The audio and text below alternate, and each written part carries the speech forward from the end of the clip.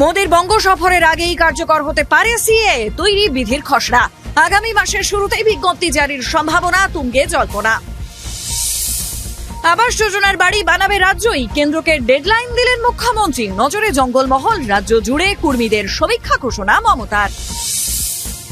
সন্দেশখালী ইস্যুতে মমতাকে চিঠি ছত্তিশগড়ের মুখ্যমন্ত্রীর। শাহজাহানের গ্রেফতারি নিয়ে রিপোর্ট তলব রাজ্যপালের। বিজেপির ধর্নায় শর্ত সাপেক্ষে অনুমতি। পুলিশের নজর এড়িয়ে ফের সন্দেশখালীতে বামপন্থীরা। এলাকায় যাওয়ার পথে গ্রেফতার নসাদ। মুক্তি পেয়ে পুলিশের বিরুদ্ধে মামলার হুঁশিয়ারি নেতার।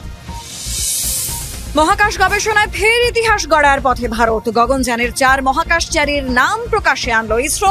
আনুষ্ঠানিক ঘোষণা প্রধানমন্ত্রীর। দিল্লি ও হরিয়ানায় প্রার্থী তালিকা ঘোষণা আপের। কেজরিকে অষ্টমবার তলব ইডির। ওয়েনারে বাম প্রার্থীর নাম ঘোষণা। বাম কংগ্রেসকে তোপ মোদির।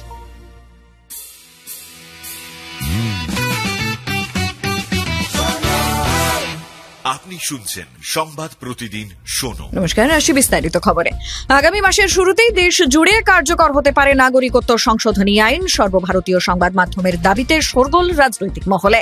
জানা গিয়েছে, সিএ এর বিধি প্রণয়নের কাজ সারা হয়ে গিয়েছে, খসড়াও তৈরি।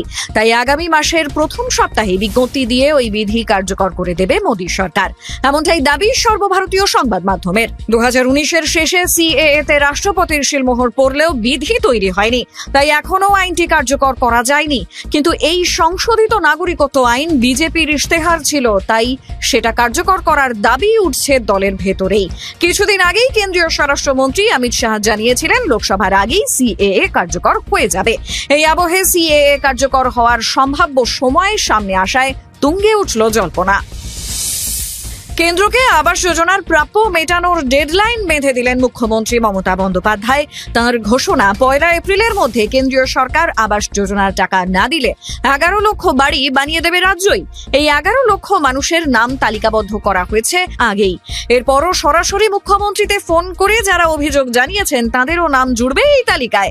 সব মিলিয়ে প্রায় 16 থেকে 17 লক্ষ বাড়ি তৈরি করে দেবে রাজ্য। পাশাপাশি আদিবাসী সংখ্যালঘুদের বোর্ডের মাধ্যমে দফায় দফায় টাকা দেওয়া হবে বলেও জানিয়েছেন মমতা। এদিকে রাজ্য জুড়ে কর্মীদের সমীক্ষা ঘোষণা করলেন মুখ্যমন্ত্রী। গত কয়েক বছর ধরে কর্মীরা আদিবাসী তালিকাভুক্ত হওয়ার দাবিতে আন্দোলন চালিয়ে যাচ্ছেন। রাজ্যের এই সমীক্ষা কর্মীদের দাবি পূরণের লক্ষ্যে কেন্দ্রের ওপর চাপ বাড়ানোর প্রক্রিয়া হিসাবে দেখছে ওয়াকিবহাল মহল। এদিন পুরুলিয়ার সভা থেকে মুখ্যমন্ত্রী বলেন, ভোট এলে কেউ কেউ আদিবাসী এবং মাহাতোদের ঝামেলা লাগানোর চেষ্টা করে, আমরা সেটা চাই না। একই সঙ্গে মুখ্যমন্ত্রী জানিয়েছেন, কারো যদি কোনো সমস্যা থাকে তাহলে সরাসরি তাঁর কাছে অভিযোগ জানাতে পারবেন। এখনো অশান্ত সন্দেশখালী। এবার এই ইস্যুতে মুখ্যমন্ত্রী মমতা বন্দ্যোপাধ্যায়কে চিঠি লিখলেন ছত্তিশগড়ের মুখ্যমন্ত্রী বিষ্ণুদেও সাই। তার দাবি, সন্দেশখালীতে আদিবাসীদের ওপর অত্যাচার হচ্ছে। জাতীয় তপশিলি কমিশনের দেওয়া রিপোর্ট ভয়ঙ্কর এবং বিভীষিকাময়। এক্ষেত্রে রাজনীতির ঊর্ধ্বে উঠে পদক্ষেপ করুন বাংলার সরকার, এমনটাই চেয়েছেন বিজেপি শাসিত রাজ্যের ওই মুখ্যমন্ত্রী। পাল্টা হিসেবে তৃণমূলের রাজ্য সাধারণ সম্পাদক কুণাল ঘোষ বিষ্ণুদেও সাইকে নিজের চরকায় তেল দেওয়ার পরামর্শ দিয়েছেন। একই সঙ্গে বিরোধী দলনেতা শুভেন্দু অধিকারীর পুরনো মন্তব্য মনে করিয়েও কটাক্ষ করেছেন কুণাল। এদিকে শেখ শাহজাহানের গ্রেফতারি নিয়ে রাজ্যের মুখ্য ও স্বরাষ্ট্র সচিবের কাছ থেকে রিপোর্ট তলব করলেন রাজ্যপাল সিভি আনন্দ বোস। আগামী 72 ঘন্টার মধ্যে রাজভবনে জমা দিতে হবে ওই রিপোর্ট। পাশাপাশি সন্দেশখালী কাণ্ডের প্রতিবাদে বিজেপিকে প্রতিবাদ ধর্নার অনুমতি দিল কলকাতা হাইকোর্ট। গান্ধী মূর্তি সংলগ্ন ময়দান এলাকায় 2 দিনের ধর্নার জন্য গেরুয়া শিবিরকে মানতে হবে আদালতের 3 শর্ত।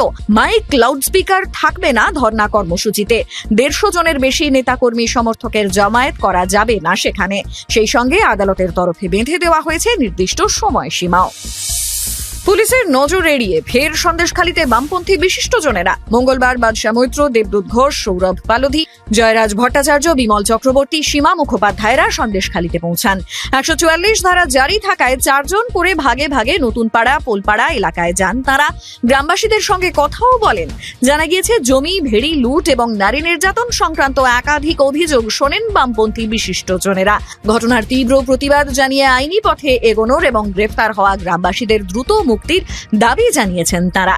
অন্যদিকে এদিন সন্দেশখালী যাওয়ায় পুলিশি বাধার মুখে পড়ে কংগ্রেস ও আইএসএফ, যার মধ্যে কংগ্রেস প্রতিনিধি দলকে ন্যাজটে আটকায় পুলিশ, যদিও আইএসএফ নেতা নওশাদকে আটকানো হয় সায়েন্স সিটির কাছে।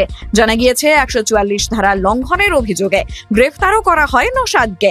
7.5 ঘন্টা পর মুক্তি পান আইএসএফ বিধায়ক। বেআইনি গ্রেফতারির অভিযোগ এনে পুলিশের বিরুদ্ধে মামলার হুঁশিয়ারি দিয়েছেন নওশাদ। চাঁদের মাটিতে বিজয় কেতন ওড়ানোর পর মহাকাশ গবেষণায় ফের ইতিহাস গড়তে চলেছে ভারত। রাকেশ শর্মার পর মহাকাশে যাচ্ছেন 4 ভারতীয়। মঙ্গলবার গগনযান মিশনের 4 মহাকাশচারীর নাম প্রকাশ্যে আনল ইসরো। আনুষ্ঠানিকভাবে মহাকাশচারীদের নাম ঘোষণা করে দিলেন প্রধানমন্ত্রী নরেন্দ্র মোদী। জানা গিয়েছে, ভারতীয় বিজ্ঞানীদের তৈরি গগনযানে মহাকাশ পাড়ি দিচ্ছেন group captain Prashanth Balakrishnan Nair, group captain Ajit Krishnan, group captain Angad Pratap এবং উইং কমান্ডার শুভ্রাংশু শুক্লা। এদিন মোদী বলেন, 140 কোটি দেশবাসীকে মহাকাশে পৌঁছে দেবেন আমাদের 4 নভোশ্চর। রাশিয়ায় প্রশিক্ষণ সম্পূর্ণ হওয়ার পর তাঁদের নাম ঘোষণা করলেন প্রধানমন্ত্রী। চন্দ্রযানের পর আরও একবার মহাকাশ অভিযানকে সামনে রেখে উচ্ছ্বসিত দেশবাসী। দিল্লি এবং হরিয়ানা লোকসভা কেন্দ্রে প্রার্থী ঘোষণা আম আদমি পার্টির। মঙ্গলবার আপের তরফে দিল্লির 4 এবং হরিয়ানার 1 আসনে প্রার্থীর নাম ঘোষণা করা হয়েছে। সমঝোতা অনুযায়ী দিল্লির 4, হরিয়ানার 1 এবং গুজরাতের 2 আসনে লড়বে আপ। পাঞ্জাবের সবকটি আসনে প্রার্থী দেবে কেজরির দল। কিন্তু আপ নেতা সন্দীপ পাঠক এদিন জানিয়েছেন 5 রাজ্যের 29টি আসনে প্রার্থী দেবেন তাঁরা। সেক্ষেত্রে ইন্ডিয়া জোটের প্রার্থীদের বিরুদ্ধেও সম্ভবত কয়েকটি আসনে প্রার্থী দিতে চলেছে আপ। এদিকে আবগারি দুর্নীতি মামলায় আপ সুপ্রিমো অরবিন্দ কেজরিওয়ালকে 8ম বার তলব করল ইডি।